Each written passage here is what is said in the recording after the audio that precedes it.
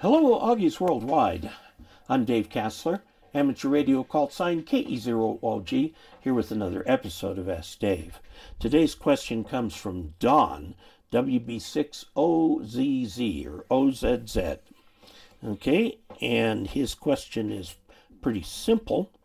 If I build an antenna for 6 meters, or any part of the amateur bands, what I want to know is how do I calculate or find the antenna gain. If there's a simple way of finding the gain, I already know my coax loss, but antenna gain escapes me. Well, there are two things you can do. One, you can build an antenna, and for that type of antenna, we know the gain in advance. Okay? Or you can model the antenna. Now, modeling the antenna just gives you a computer simulation of the antenna. EasyNEC is available now free, although it doesn't have any support, but it's an easy piece of software to use. It's got several antennas already set up in there that you can modify. I find the instruction manuals that are written by the programmers to be written for programmers, and I'm not a programmer. So I take an example of an already worked out antenna and then I modify it. I'll add wires or I'll move wires or something like that.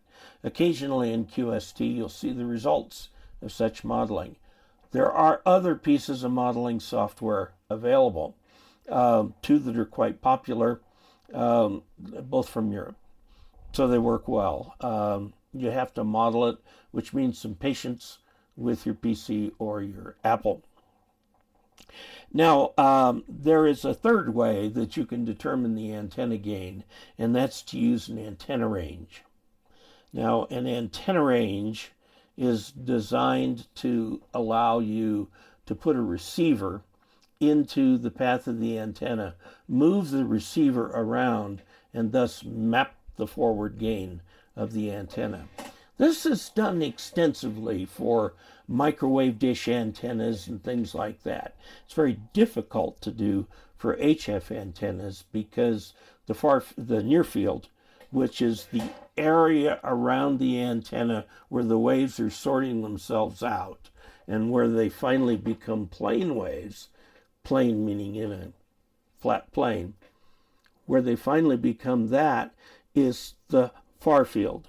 And all the modeling software and antenna ranges and so on are trying to measure the far field on that. Okay.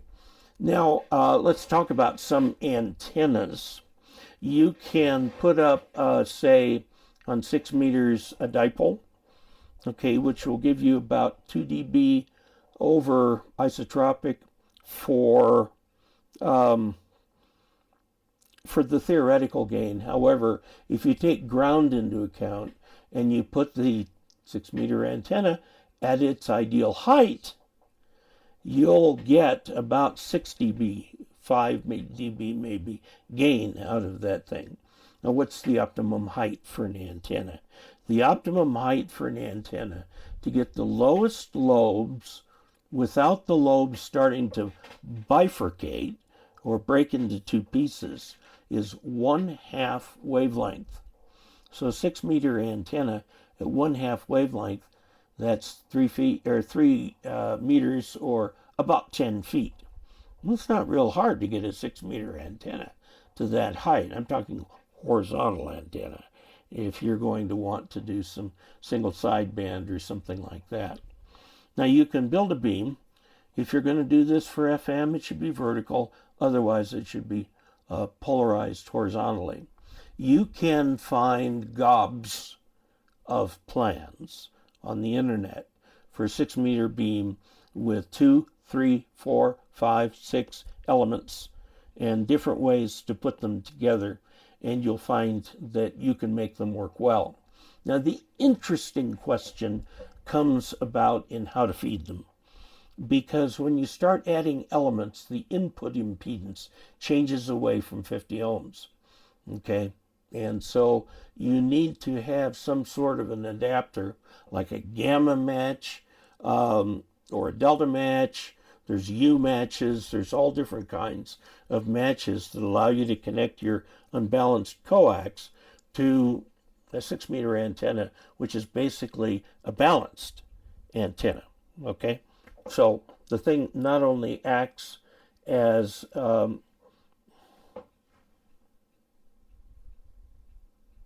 balun, but will give you the right match to the antenna. Now, 6-meter, 2-meter, 70-centimeter antennas for any length are available commercially, and that might be the best way to go. Check out diamond antennas or arrow antennas. Also check out MFJ and its various companies such as High Gain and Cushcraft. Okay, you can also go on DX Engineering, which is a retailer. Their website, they're excellent, by the way. They ship very quickly. I'm quite impressed with them. Or HRO, which is their big competitor, and just talk to them about what you need, because if you're going to have a high gain antenna, you're going to need to get it up in the air, so that means mast or tower or something like that. So it can get complicated in a hurry. But hopefully I've answered your questions. And is there a simple way to do that? Well, find an antenna that's already been built, and like a commercial antenna. I know it's a lot more fun to build your own antenna, and then you can model it. By the way, that easy NEC software is free now. But you'll spend a lot of time. Once you learn how to model antennas, it becomes a little bit addicting. And so, for example, I've had people ask me, well, I've got my dipole, but I need to bend this leg over here. Will that work? I just pop it into the modeling software and find out how much they gain or lose. By the way, the answer to that question is they get a bit of directionality in the direction the arrow is pointing. Okay?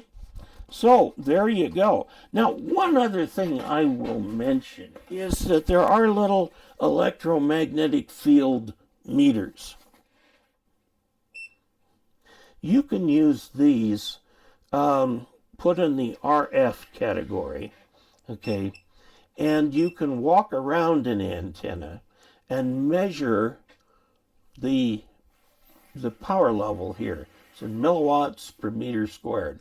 Now, hams use milliwatts per centimeter squared, which is different from this. This is way oversensitive for RF, but you can play with it and get it right. Now, one of the problems is antennas radiate up. Okay, so if you get out very far, a couple hundred yards, you're going to be underneath the beam. And so this may not be the most effective way to do it. If you can get a tall pole or something like that, or somehow attach this to a drone, and with a TV camera aimed at that, you can get that up high and fly it in the beam, fly it around it, and see where the highest beds are. That's basically turning your backyard into an antenna range that gives you relative strengths. These things claim to measure absolute values, but I've got two of them sitting here, and they come up with drastically different readings. So I don't trust on any of these the absolute value of the reading. So there you have it. Lots of different ways you can measure how your antenna works. So until we next meet, and be sure to look at the following video to see if any of your friends or patrons, or you can find your own name there. Until we next meet, 73.